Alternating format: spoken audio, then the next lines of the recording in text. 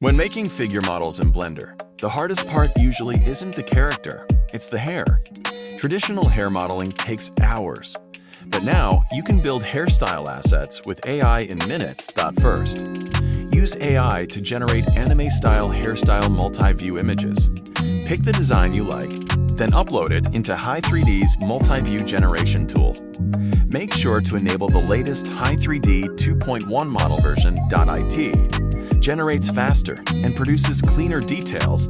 .as since we only need the mesh, just select geometry mode. A complete 3D hairstyle model will be ready in minutes.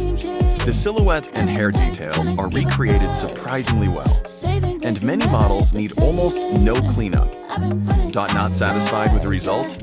You also get 3 free regenerations without using credits. Finally, export as OBJ or FBX and import directly into Blender. Save all your generated hairstyles into a Blender asset library, and you can drag and drop them into future projects anytime.